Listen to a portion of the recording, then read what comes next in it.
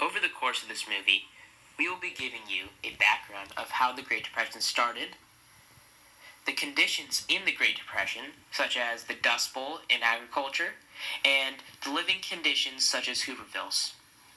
Thirdly, we will be giving you the problems that occurred as a result of the Great Depression, such as food shortages, riots, and the issue with the bonus army. To conclude our movie, we will give you the causes for a change in the fortune of the people, such as the New Deal and the ABC policies, and World War II. After the great economic conditions of the Roaring Twenties, things in America seemed to be on the up and up. Until... Breaking news! The stock market has crashed, taking its worst dive in years.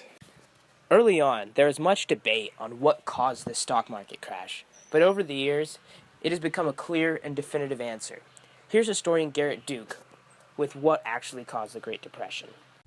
When did the stock market crash? Contrary to popular belief, the stock market crash did not actually occur on one day on Black Tuesday.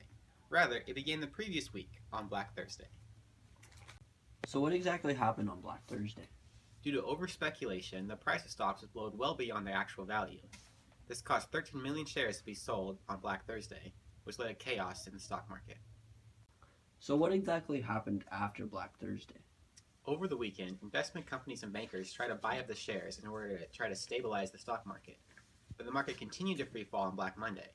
Finally, the following day, on Black Tuesday, 16 million shares were sold, leading to the total collapse of the stock market. As a result of the Great Depression, people's lives were now in shambles.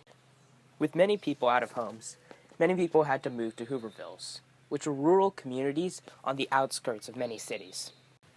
In these Hoovervilles, many people were jobless and had a lot of time to pass. The following examples show some of the things that they did to pass the time during the day. Today we're living in a shanty.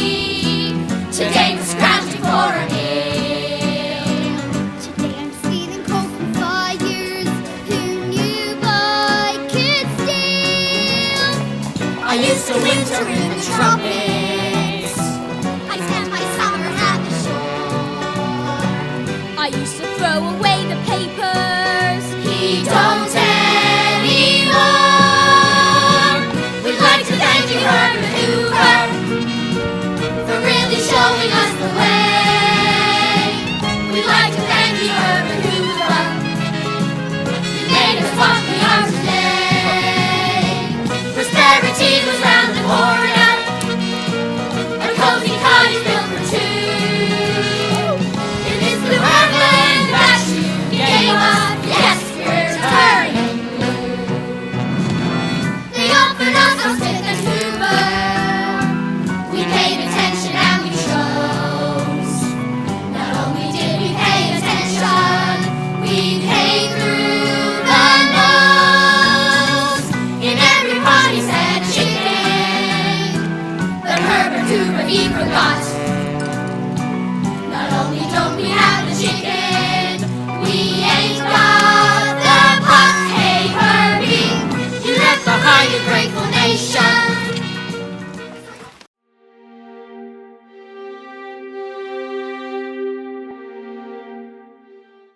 In the Midwest, things were also looking bleak. Here's historian Devan Leon-Patino with more information. With the rapid advancement of technology, farmers were able to use new machines that were able to plow thousands of acres of land faster than ever before. In 1932, large dust storms began to form, and by 1934, over 100 million acres of topsoil had been blown off.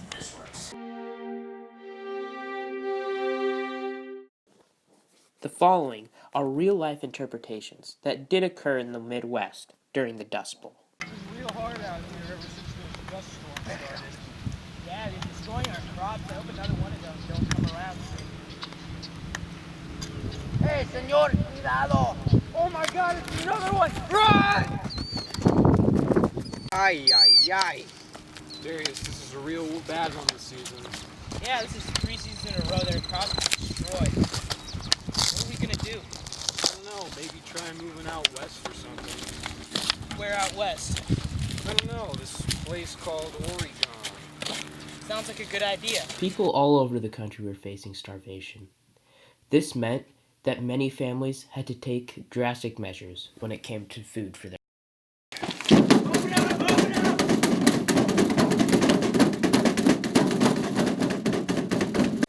The list of unhappy citizens grew exponentially, as World War I vets were looking to cash in on their checks. They were hoping to receive their bonuses from World War I early, but they were sorely disappointed.